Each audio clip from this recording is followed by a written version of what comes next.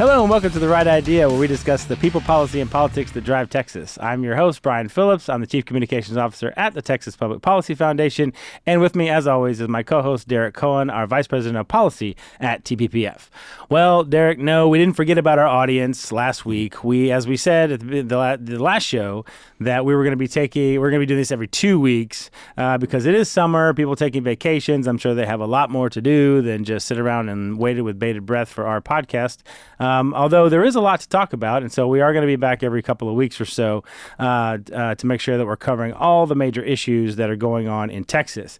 As always, I like to start with a little bit of shameless plug for our newsletter. If you're not signed up, it's really getting good. We're getting a lot of really good feedback.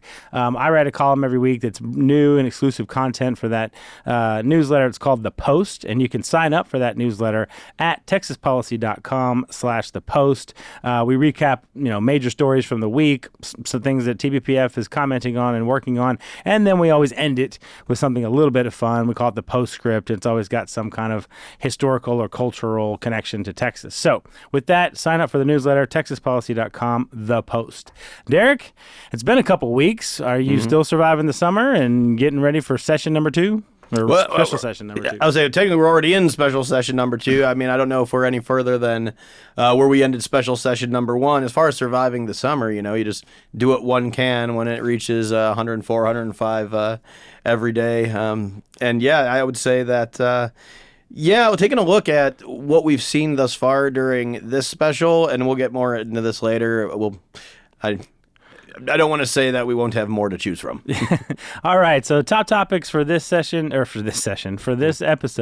Just like to recap at the beginning. Maybe we'll be at a different session next episode. Who knows? We will definitely get into the special session and what we expect to see for this one, and maybe even talk about the last special session if anything got accomplished. There's a new poll out from some folks that I do respect at the Texas Politics Project, but more interesting is the results of some of the more controversial legislation that we've talked about a bunch on this show. Now that the dust is settled, it's been about a month or so since the session ended. They did a testing a bunch of the issues, and we'll talk about those.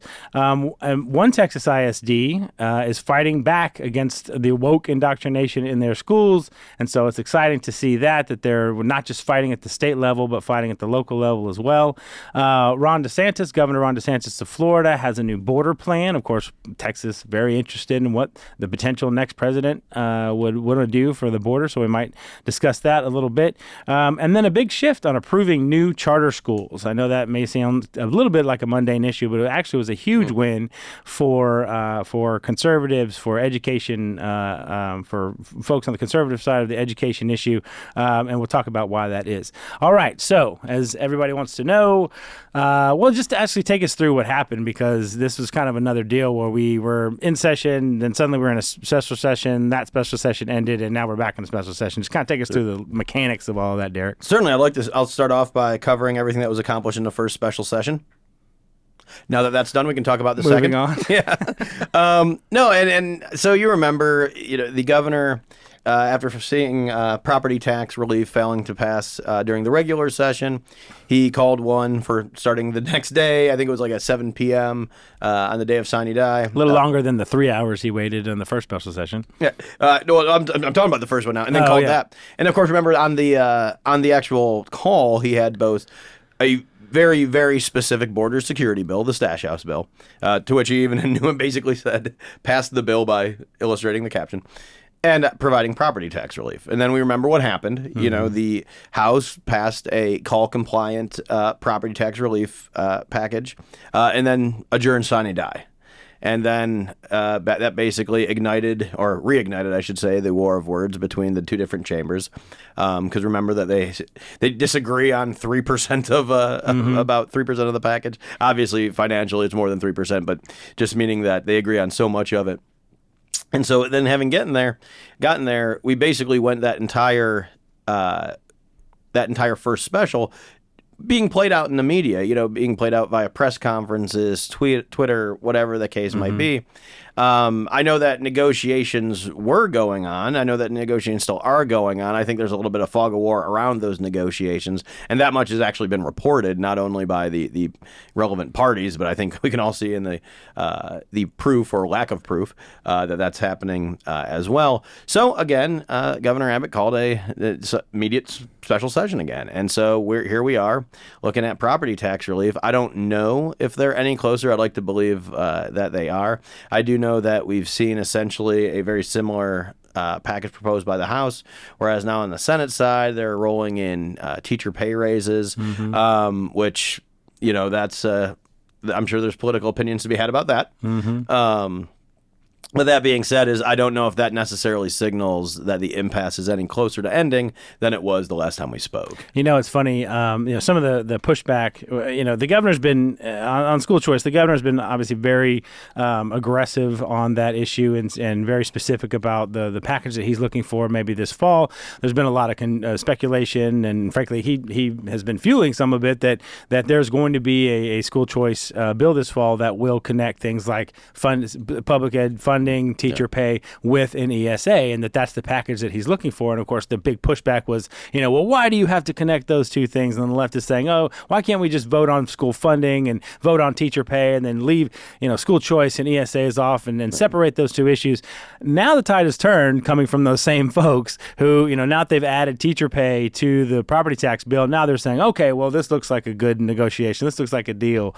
So suddenly they can, they see the reasons why we might connect those two issues, of course, is because this is a negotiation. Every issue in the Texas legislature could be voted, on its own. Sometimes they put some issues that work together, sometimes not so well together, into a package because this is a negotiation and not everybody gets everything that they want all the time. I think what you need to know about the current state of negotiations is that you basically look at who is coming out and praising the new developments and ideas, and ATP, they're coming out there and talking about how this is basically praising that particular package. I was like, ooh, I'd take a second look at that if that's the case. Be careful who your friends are in some of this stuff, I guess, is the lesson. All right, so we're just getting started, but the House has already taken some votes, or the Senate's already taken some votes. It's been within the last couple of days that they've started to pass. But when the House voted, it did not sine die this time. Does that show maybe that they're not going to box themselves in quite like they did kind of last time, or maybe that things are changing? And again, that's a political decision. I mean, they did pass a package that was compliant with the call, so that part was correct. Now, of course, that precludes having passed that and then gaveling out. Even if that were even if there were minor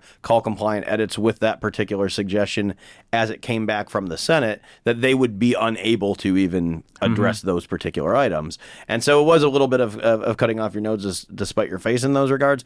But if if the legislature actually abided by the way things worked in previous specials, you can pre-negotiate so much of this stuff. Now, granted, I don't begrudge Governor Abbott by calling them back immediately to make sure they're working on this, because they can pre-negotiate this. How do you know it's even going to be resolved before in middle of 24 if you leave them up to their own devices, right? So you're actually saying, no, get this done. And again, they're still, I think, I don't want to say far apart, but the negotiations are not, it's not to the point where we're dotting the I's quite yet. And I think that in that being the case, I think that the negotiations as they proceed aren't necessarily in peril. I just think that they're not proceeding as fast as they need to. One of the other interesting aspects of this, I'd love to get your feedback on, is as I've again, you've done this many more years than I have, and this is only about my fourth session or so, but I haven't seen, it really is true. The governor and his part in all of this. I mean, we spend so much time, talking about the session and getting ready for the session and what's going to happen in the House, what's going to happen in the Senate, and then the negotiations that go on there and which bills get out of them. And it's all this process, and it's very difficult. And you get this big drama at the end of the session to see what's going to get out. That almost, during that time, for lack of a better way to say it, not a whole lot of people are worried about like what the governor's doing or, what the governor thinks about things or, on certain items. Of course, he's been going going around the state and really pushing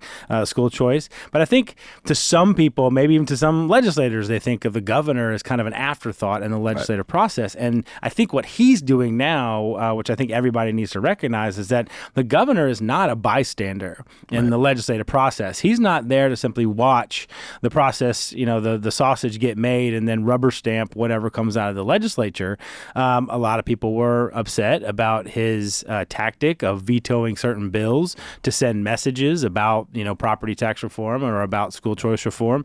And that was really what, when I had people coming to me, what's the governor doing? What's going on here? That's kind of what I would say is that, this is the way the governor exerts power. This is the way the governor exerts his influence in the legislative process. It's not just the bully pulpit. He has real tools to guide legislation or to influence and pressure, frankly. I mean, that's, when the Senate does it to the House or vice versa, we don't all, clutch our pearls and say, how dare you? No. That's what we expect from the process. And he's part of that process. So do you think is this something, maybe new for Governor Abbott, or is this something that we've seen before? Yeah, I know exactly what you're talking about. The folks that are saying, oh, this is executive usurpation because he's abiding by the constitutional dictates of his office. But yeah, it's completely ridiculous. Yeah.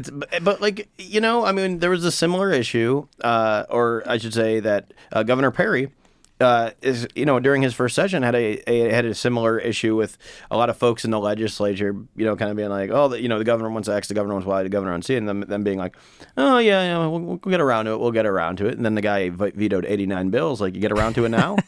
And I think that, and again, I mean, yeah, there were some bills that Governor Abbott vetoed for policy, substantive reasons. Yeah. And I remember it was you or somebody else, we were talking about kind of those issues. And it was like, did anybody ask Governor Abbott while they were passing these bills? Did anybody make a call over to his office and talk to his folks and say, what do y'all think about this bill? Yeah, and Governor Abbott's policy shop. I mean, I know many of those folks just being in and around the building for as long as I have. And, they're not amateurs. Yeah. They're not amateurs, nor is I would say the nexus of policy and politics in that office run by amateurs either. If there's something that's going to be, have a negative impact on the state, then the governor is going to have an opinion on that. And if it's going to be a negative impact, probably a negative opinion.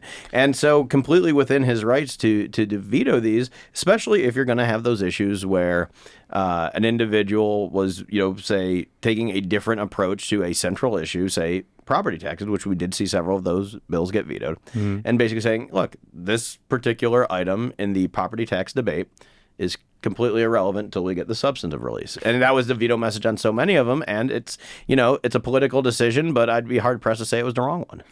And one other thing that I've noticed, not saying it's the wrong one, just to clarify. And one of the things I've noticed, which may be a positive unintended consequence, is that it feels like, and I don't want to say this because I know everyone's head's going to explode, particularly some people in this building.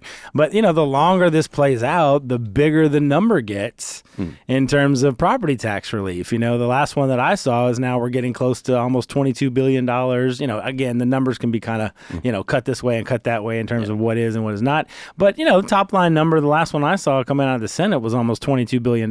So, at least there's that. I know everybody doesn't like the back and forth and doesn't like to watch the sausage being made and really doesn't like the fact that, as you mentioned last time, that we were heading towards a deadline, which if they don't get it done in time, it may kick the property tax to next year.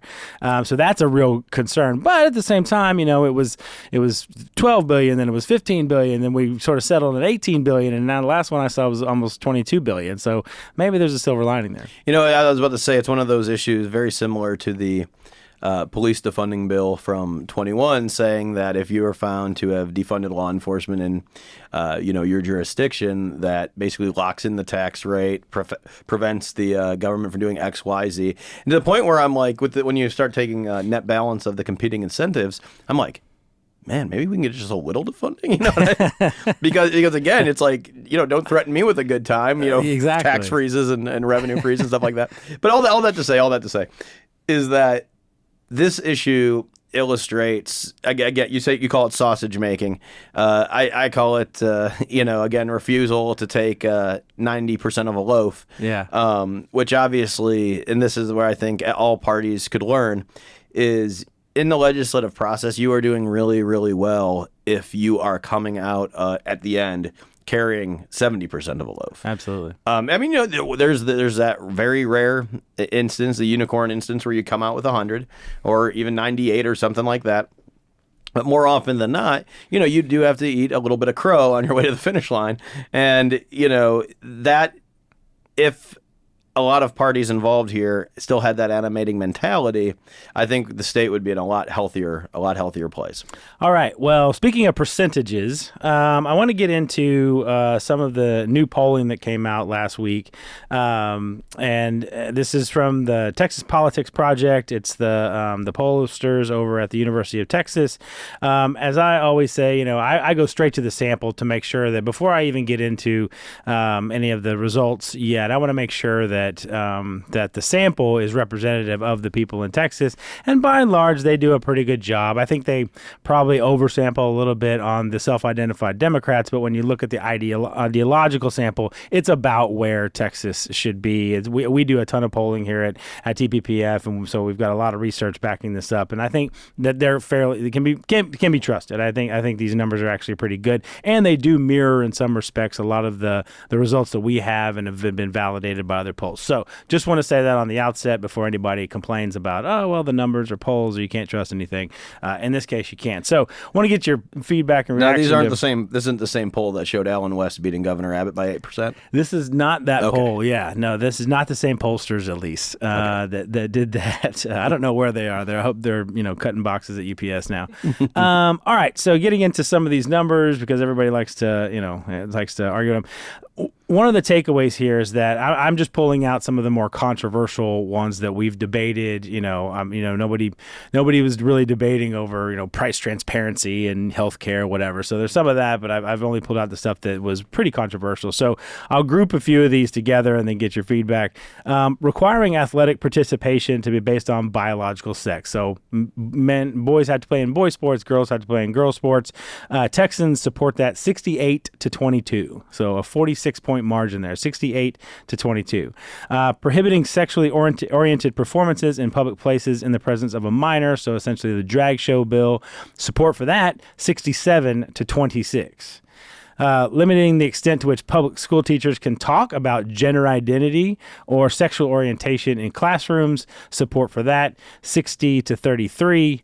And then the biggest, most controversial issue that we dealt with this year was preventing doctors from performing gender-affirming care to minors is a 30-point margin at 60% support for that and only 31% support for that, opposition to that. That 60% mark is now even higher than the last time that we talked about it. These other ones seem higher than 2. Yeah, they are. I mean, that's part of it. I mean, once we started, this is what we found out with the gender modification debate. Is that it started at 42%.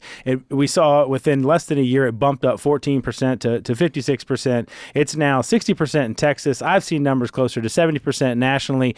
And we've made this point before. The more they talk about it, and the more they argue for it, and the more they have these spectacles at the state capitol, and do these protests, the more people realize that's not what I believe. Or number one, they say, "Oh, that's not how I thought the issue was. I thought this was really about this was about health care," as they like to say, but keeping kids from harming themselves, keeping kids from committing suicide, which is totally bogus, and all of that. Once they really start to get into the details, which is has opened people's eyes to this, you're just seeing a skyrocketing movement in opposition to gender mod. But then the other ones too. I mean, keeping boys in boy sports and girls in girl sports, or the drag shows, the sexually explicit material in front of minors. I mean, all of these issues, despite the fact that the media, of course, and the Democrats are completely and totally dishonest about what these issues are and the way that they present them. The fact is Texans have not been persuaded, and huge margins, huge majorities are still on the right side. And it looks like they're becoming more dissuaded. Yeah, absolutely. The numbers are continuing to move in that direction. Is this a complete failure by the left to try and move folks on this issue? Well, we have to check our own bubble on this too, because we steep in this all day. And so when because we've weighed in on some of these issues, we have not weighed in on others.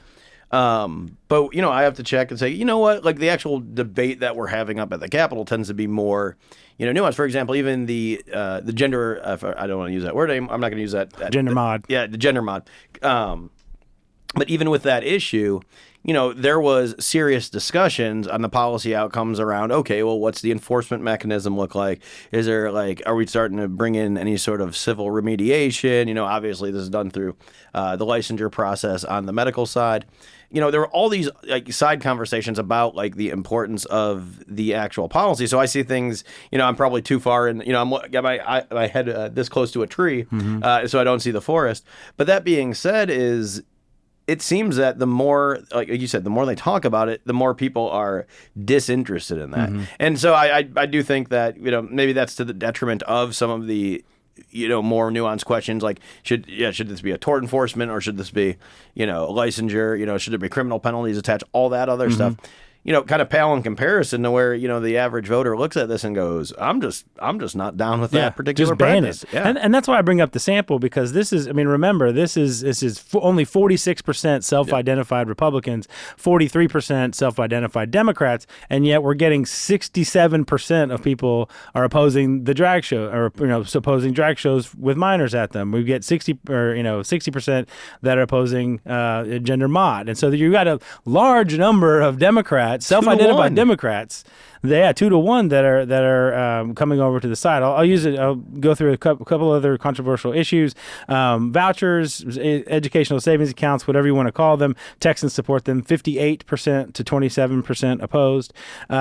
School library. This is the one that always boggles my mind. Prohibiting public school libraries from containing any materials that describe, depict, or portray sexual conduct. Now, that's not what the bill does. No. It's very clear that it's not about prohibiting school libraries from any materials that describe, depict, or portray sexual conduct. At any rate, that still gets 55% in support of it. Clearly, that was not the issue. This was talking about very sexually explicit material, violent material that was ending up in schools. The other one, too, that we talk about here a lot is DEI. So DEI programs at state universities and prohibiting them. This one is a little bit more even. We got 49% support prohibiting these programs and only 34% in opposition. So there, even again, some of those issues that the left, has gone whole hog in trying to convince people that if you support these issues that you're evil, here we have Texans still continue to be on the right side of the issue. Yeah, and I think especially with some of these areas like the DEI one jumps out because, I think it's, 49 to 34.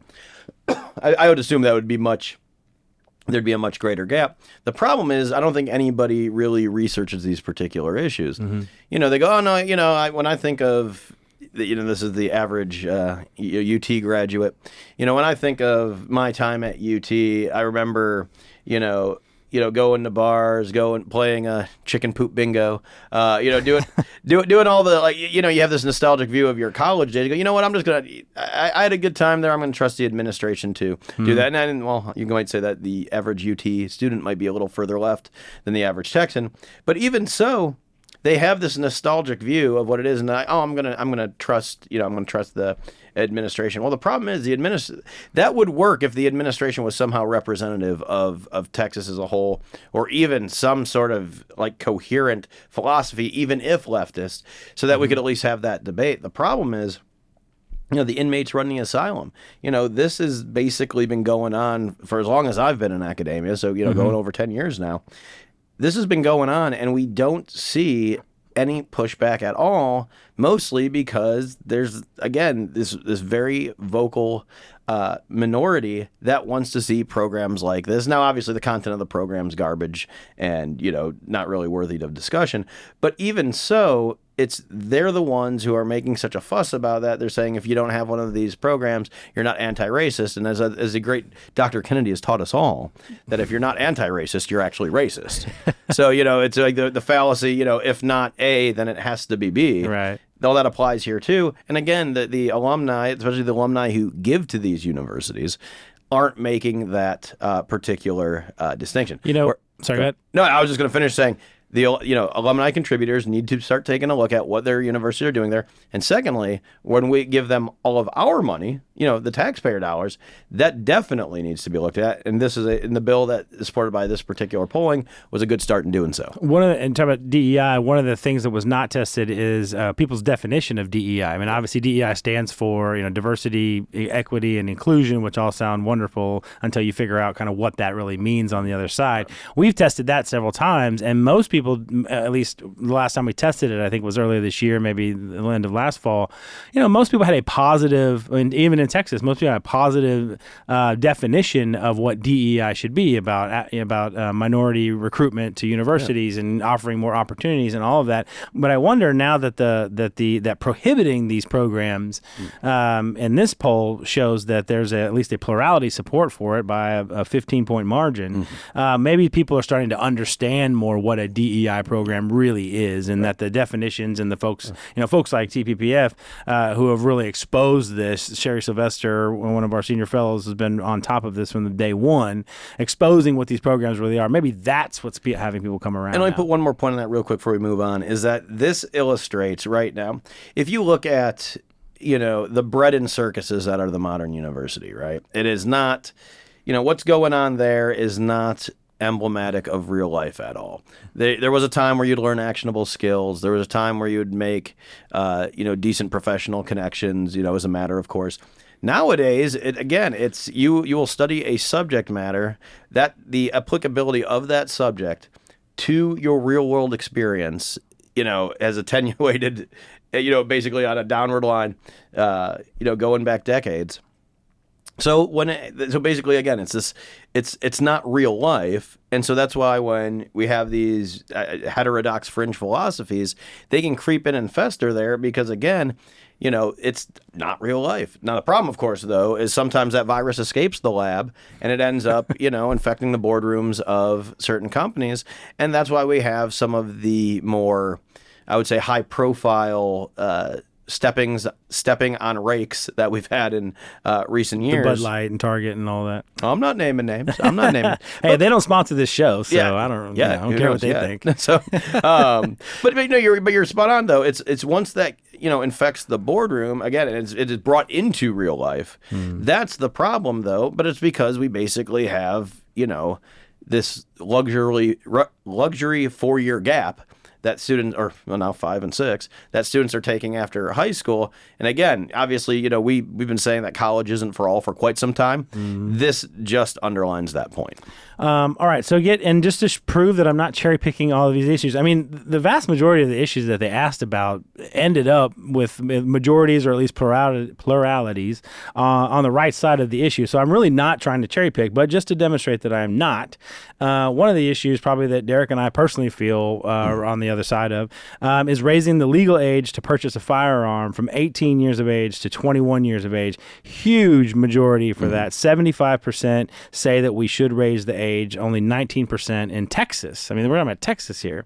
Say that we should not raise the age. 75%. Does that surprise you that in Texas, especially because you and I understand this from a constitutional perspective and all those kinds of things, you would think that I could see maybe, especially with school safety issues and the tragedies and the horrible, horrific tragedies around that, you would expect that number to be higher. Right. But even now, more than a year after Uvalde, that number's still at 75%. Does that surprise you or not? Yeah, no, that number does surprise me. It does. And not only because, here's the thing, curb appeal, you asked that question. I get it. Kids are stupid. I'm sorry, young adults, I should say. Well, kids are stupid, and then they become young adults, and then the magic, your driver's license going from vertical to horizontal doesn't ameliorate you of all your, youthful proclivities, we'll say. Bad thoughts, yeah. Yeah, exactly. And so, it doesn't happen overnight.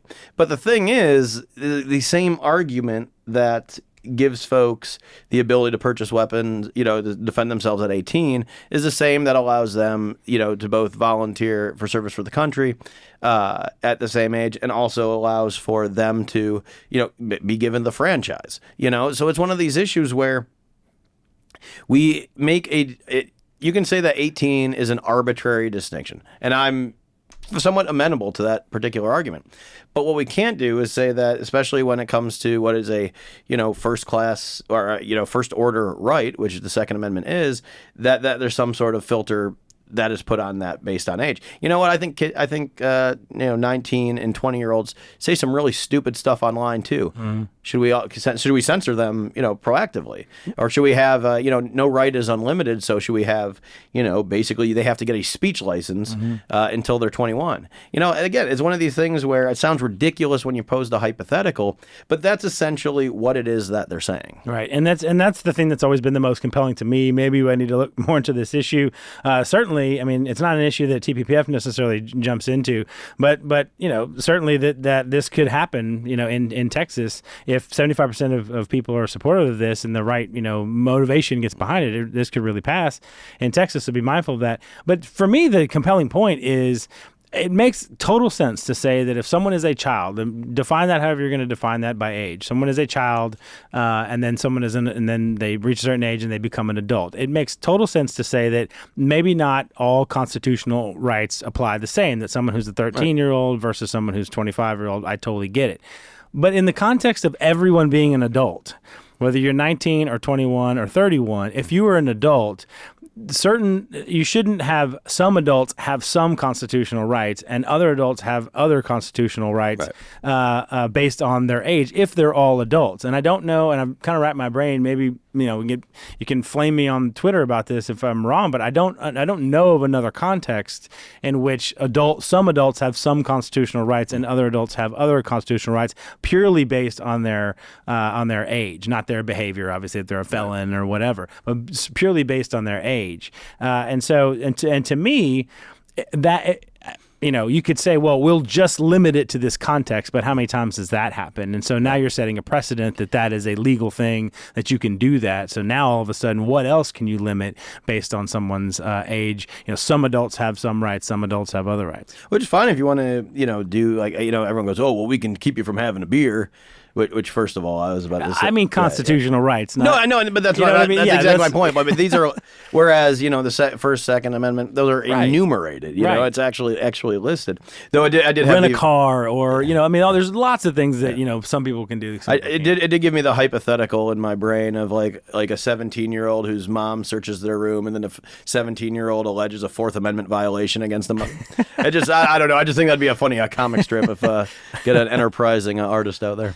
But you're right. So there's obviously we're not talking about there's lots of contexts in which people who are 21 can do things that 19-year-olds can't do. Totally get that. We're not talking about constitutional rights in those examples, and we are here. And so for me, at least intellectually, to get over the hump, you have to make that case. Yeah, and I think and I think the sort of when you speak to the heart, you speak to the emotion. I think that's a lot of what we get here in that 75%. But if you really think about it, it really will open kind of a Pandora's box, and we don't know where it would go from there if the Supreme Court were to approve something like this in terms of limiting someone's constitutional rights simply based on their age.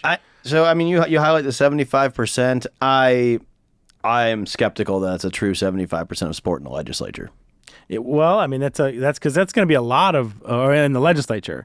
Yeah, for sure. I don't know that we have the support there in the legislature. I actually would love to see, it's not my poll. Maybe we'll do this in our next poll or something, maybe in next year.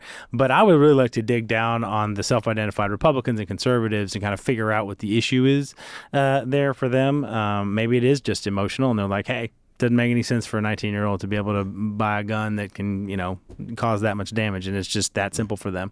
All right, one other issue on school safety, which I guess is something that I personally have, and again, this is not a TPPF position, but requiring at least one armed security guard officer at every public school campus during school hours. And this is the guns in schools, putting someone in there, one armed security guard. It seems very controversial, and there's been a lot of, I've seen a lot of polls, maybe maybe that it suggests it's even 50-50. Here in Texas, in this poll, 76% of Texans, registered voters in Texas, said that there should be at least one armed security officer at every public school. Is that, I want to ask you if that's a good idea, but there's some issues around that, obviously funding issues and things like that, and training, and that's kind of the first things people pick up. But again, same question, 76%, does that surprise you that it's that high? No, that one actually doesn't. You asked me if it was a good idea. I think in net, all policy decisions are trade-offs, In net, I do think it's a good idea. I think that having having an armed security officer, however construed, and if we look at the actual bill that promulgated this, it gave it the flexibility that, we're not just talking like, you have to go to, Sam's Rent-A-Cop or actually start up a district police bar. You know what I mean? Right. There's many different options to satisfy that requirement. But no, it really doesn't surprise me because remember we talked about the general, you're trying to, work on the fringes to get that tail end risk of something incredibly tragic happening in school. Mm-hmm. This won't mitigate that tail end risk at all.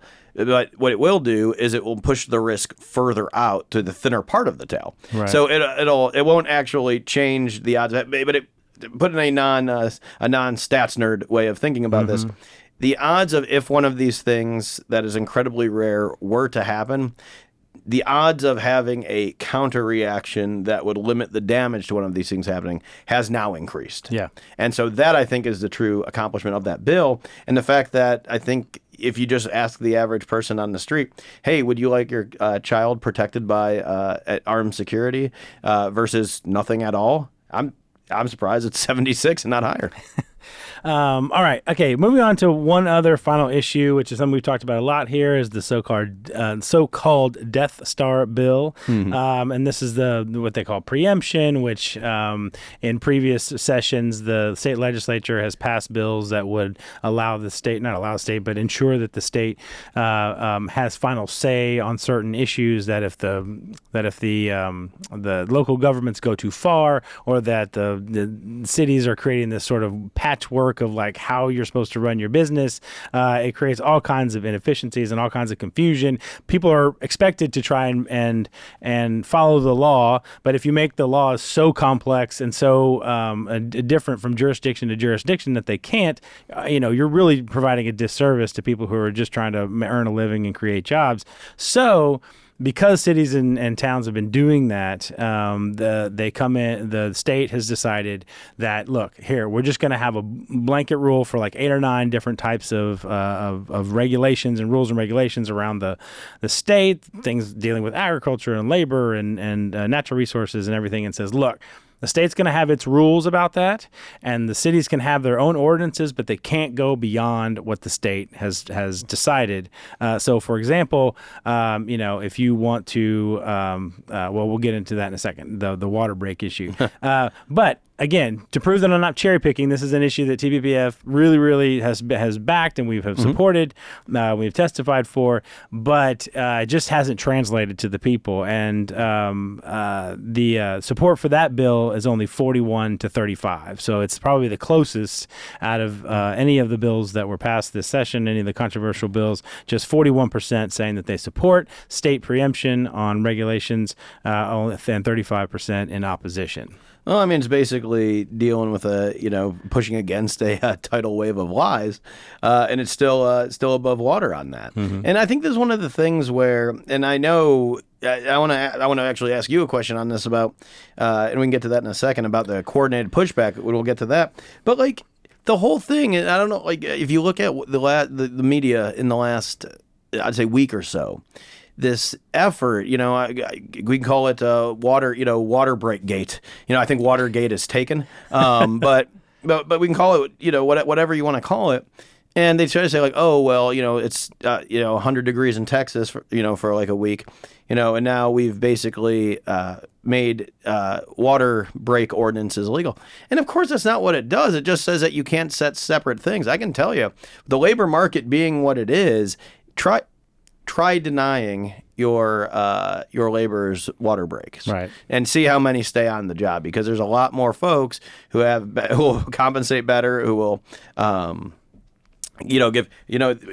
we'll give you a half-hour water break if you want. Yeah. This is the whole point. It's allowing those individuals to find the situation that works for them instead of having some woke city council try to, that gets, a couple emails from, I don't know, the Organizing League of Houston or whatever the nonsense group is, beating down their door and saying this. And it's not a lot of these places even had a lot of the ordinances that were forbidden.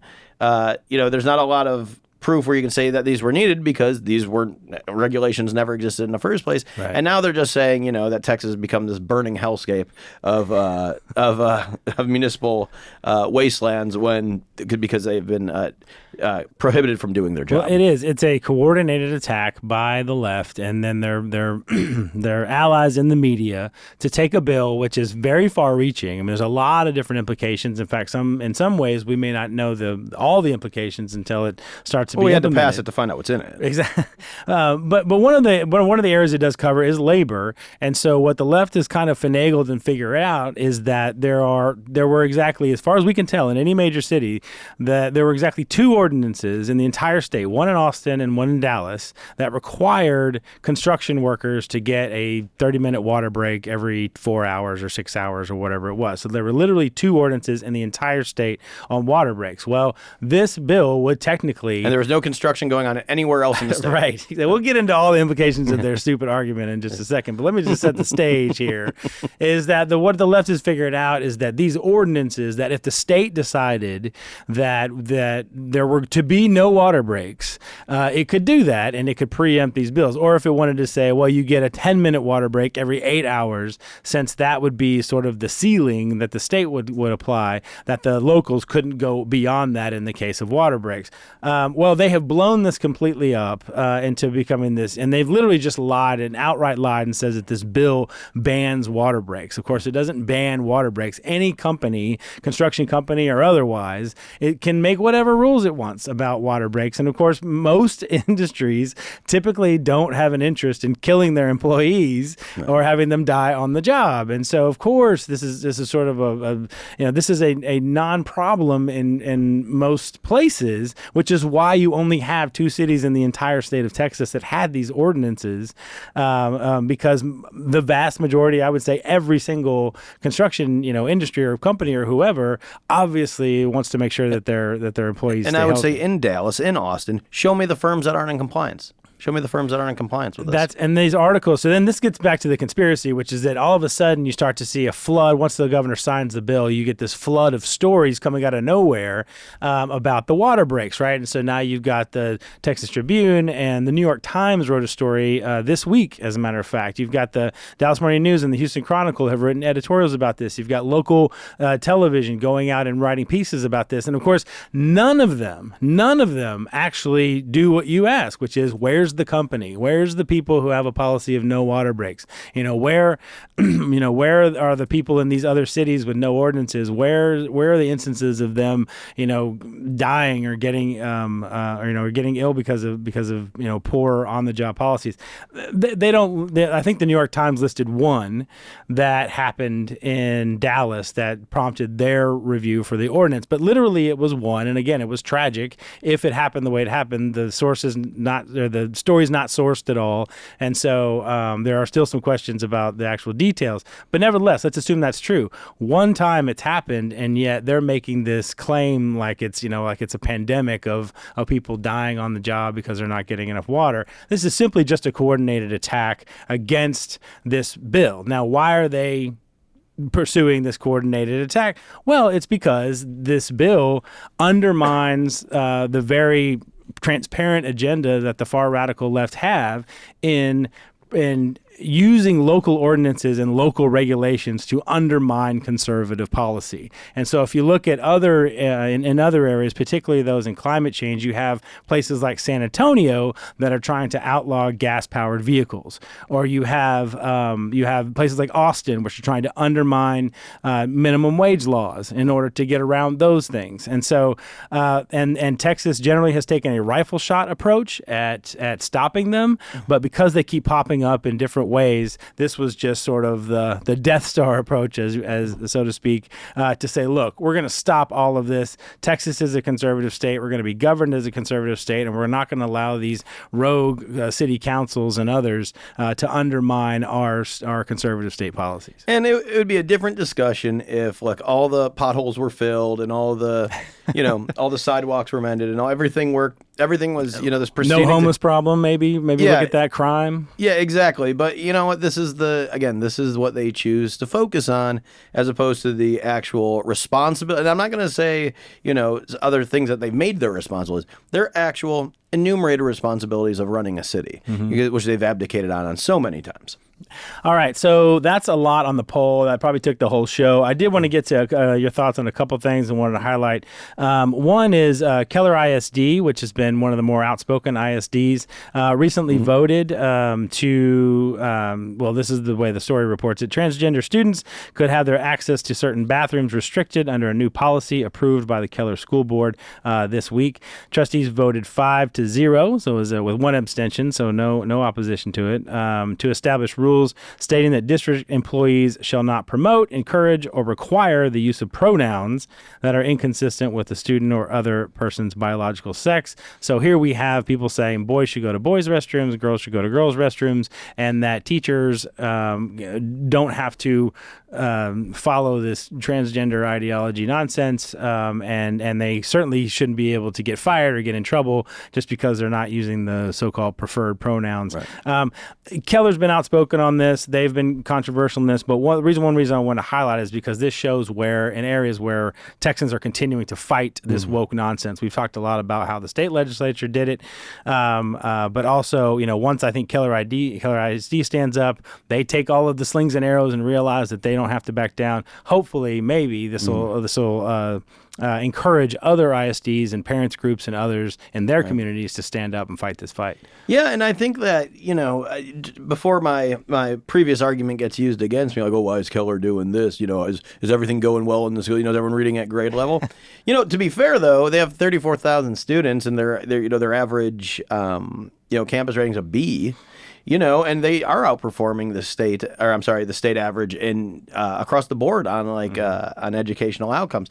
So it's one of these things where, again, they're attending to the blocking and tackling, and if they wish to do this stuff as well, and obviously we find it salutary from a policy perspective, then they can do this. But it also shows, and much like you mentioned, that I think people are getting to a point where the indoctrination stuff is done. We are done with this. Now, granted, that's a more conservative area of the state. But that being said, Tarrant County is not exactly, out in the sticks. It is a big county. Major population area, for sure. Yeah, absolutely. And so the fact that even, like I said, 34,000, that's, that doesn't make it one of the biggest, definitely. But that is still a significantly sized school district. It's not, Earl and 3 of his buddies on school board deciding this, for a district of 900. This is a sizable district. And so I think that this illustrates that not only is it there's reception for these ideas. When I mean these ideas, I mean fighting the woke nonsense. And hopefully, what I would love to see is if they not only had these particular policies going, but then double down on, okay, now that that's out of the way, let's get to the achievement issue. What can we do to address? And again, they're doing better than most. Yeah, they're doing better than most. That is exactly the point I was going to make to you. Is I would push back and say this is a way to get back to the academic stuff, to get these issues. Stop chasing shiny things. Exactly, to get these issues. This is the stuff that comes before the school board, and they're saying enough. I'm spending too much time on this, and obviously the left is pushing areas like this as a way to distract from all these issues, or as a way to indoctrinate or to get these issues, to get eyeballs on these issues. And they're saying we're not doing this anymore. We're done. We're going to we've moved on from this issue. Don't bring this to the board anymore. We're going to get back to what we need to be doing, which is how do we improve academic achievement. So yes. I think that's a really, really good point. The last thing I wanted to kind of chat about, or 2 quick things, is Governor DeSantis has outlined his border proposal. I highlight that. We don't have to get into necessarily the specifics of it. Really just want to talk about, the Governor DeSantis has only been in the race now for about a month. I mean, I guess you can say he's been in it for border all year because everyone's assuming he's going to get in it. But let's say officially he's only been in it for about a month or so. And one of his very first things, if not his very first thing, is to say we're going to secure the border. What does that say about the direction of where you think the presidential debate is going to go, and that issue being so front and center from the very early onset of the presidential campaign? Well, I think that, Governor DeSantis is correct in highlighting the need. I do think it'll be interesting because if you look at, if we just, again, ascribe to the, Trump-DeSantis dichotomy, at least in terms of the GOP primary, it's going to be interesting because Governor DeSantis is kind of running the 2016 campaign that Trump ran in this policy area, right? In this particular policy area.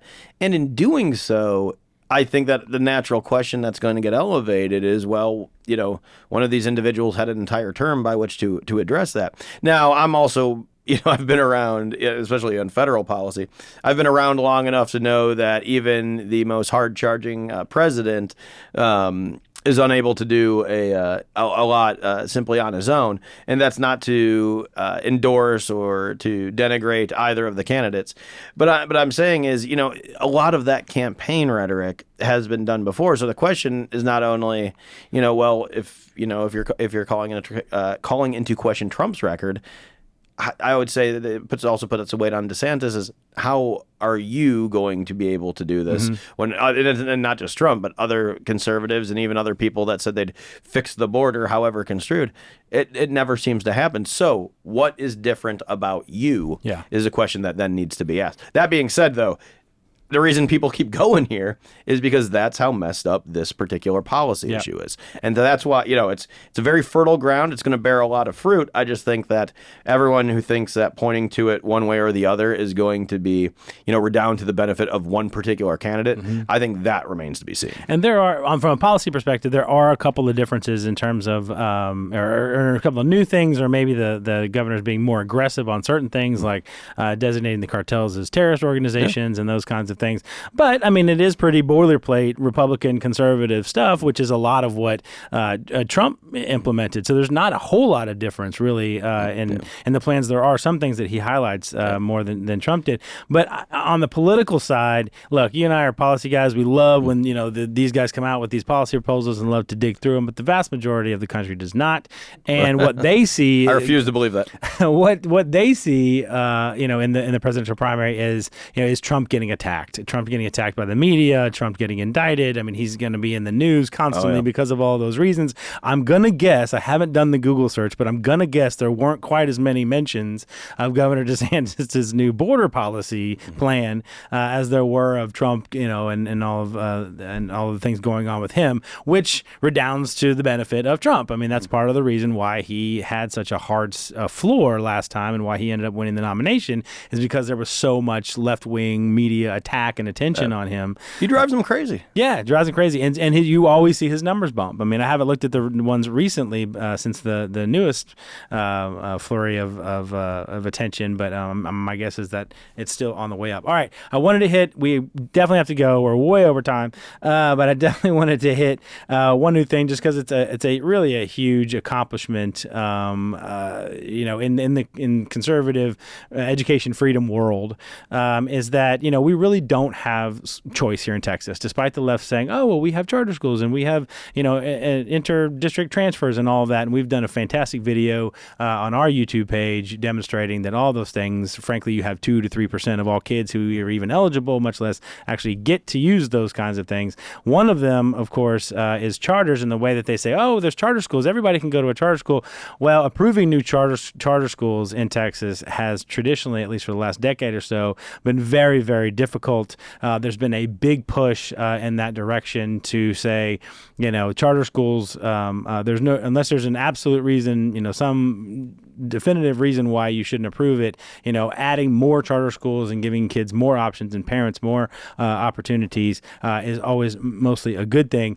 Generally, only a few, less than whatever the number is, 10, 20% get approved every year. But this year, 4 out of the 5 charter charter schools that applied by the State Board of Education to the State Board of Education were approved. And 80% approval is just astronomically higher than it's been the last few years. And so we wanted to highlight that that's a real win for education freedom advocates in the state.